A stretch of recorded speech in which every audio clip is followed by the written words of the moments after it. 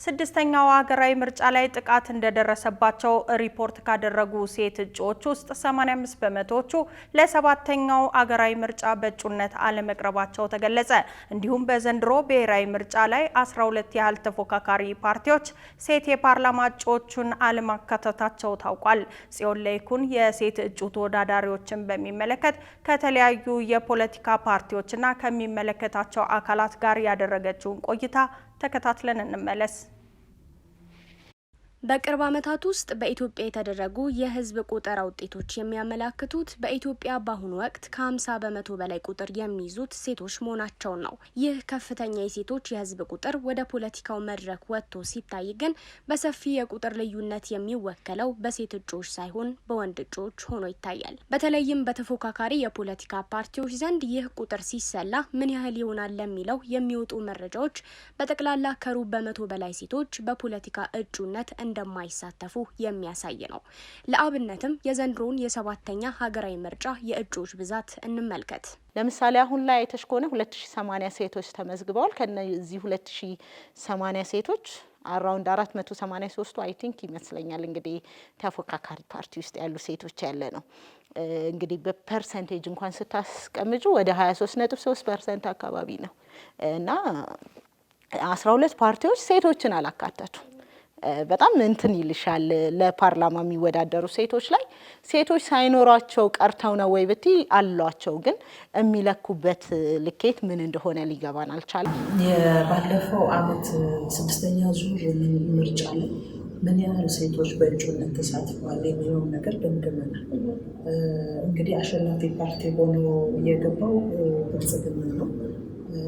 እንደገና ደግሞ ከዛ ውስጥ ደግሞ የግል ተወዳዳሪዎች በተወሰነ ደረጃ አንዳንድ አካባቢዎች ላይ ገብተዋል። ግን በሴቶች ደረጃ በግል ተወዳድረው የገቡ የፖለቲካ ፓርቲ አባላት ወይም የግል እጩዎች አልነበሩ።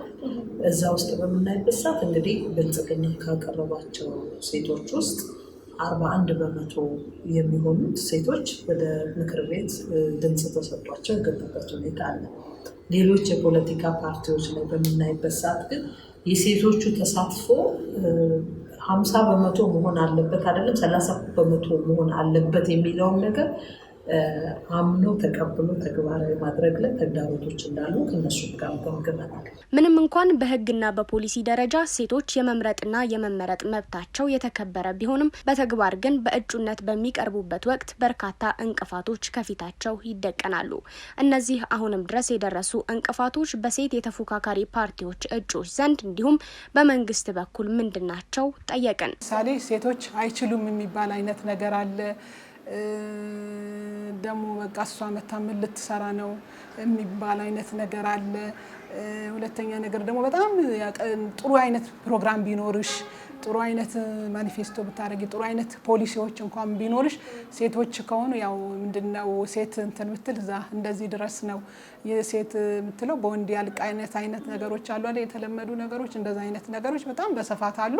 ብዙ ጊዜ ሪፖርት የሚደረጉ በቃ የሴቶች እጩዎች ወይም አባላትም ላይ ፐርሰናሊ ዲግኒቲያቸውን የሚነካ ነገር የሚያሸማቅቅ ነገር በጣም በርካታ ነው የሚያቀርቡት።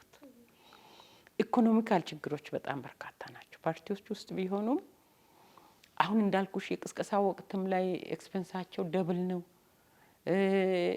በዛ ላይ የቤተሰብ መሸማቀቅ አለ። ከዚህ የተነሳ ቤተሰብ ራሱ ከዛ ውስጥ እንዲወጡ ነው የሚፈልገው። የልጆች መሳቀቅ አለ። በዛ ሁሉ ዋጋ ከፍለው ሲያልፉ ግን አይዟችሁ የሚል ሪሊ ሁኔታዎችን አስቻይ የሚያደርግ ስርዓት ያስፈልጋል፣ መንግስት ያስፈልጋል። እነዚህ ነገሮች ለዜጎች ያለ ልዩነት ሊመቻቹ ይገባል።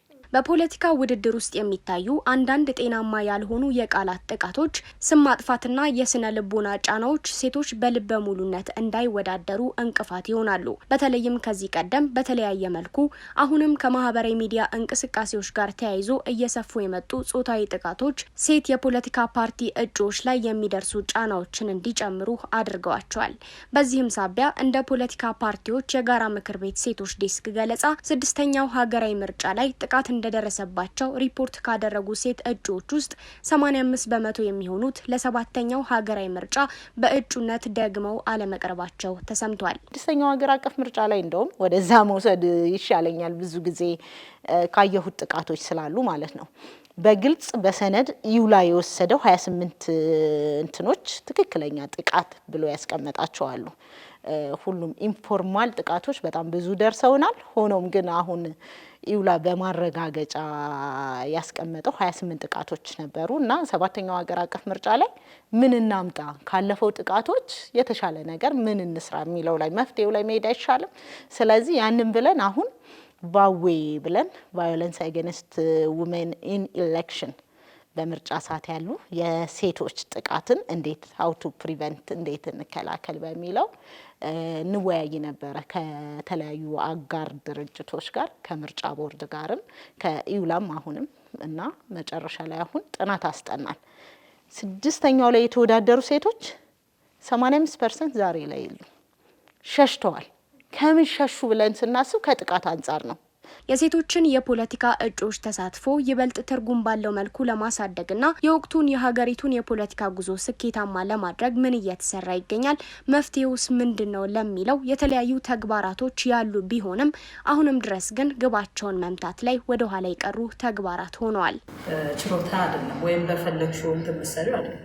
የሴቶችን ኢትዮጵያ እንግዲህ 50 በመቶ የሚሆኑ የህብረተሰብ ክፍሎቿ ሴቶች ናቸው።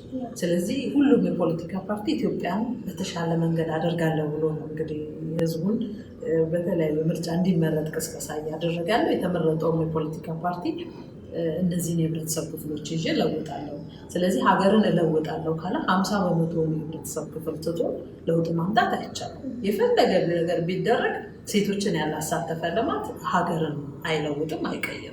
ስለዚህ እንደ ሀገር ለውጣለሁ እቀይራለሁ ብለው ካሉ ደግሞ እነዚህ 50 በመቶ የህብረተሰብ ክፍሎችን ተሳታፊነት፣ ተጠቃሚነት የበልጥ እያረጋገጥ መሄድ እንዳለባቸው የነበሩ የኋላ ቀር አመለካከቶች እና አሰራሮችን ደግሞ ማሻሻልና ማስተካከል አለባቸው። ገዢው ፓርቲም በዛው ማለት ነው።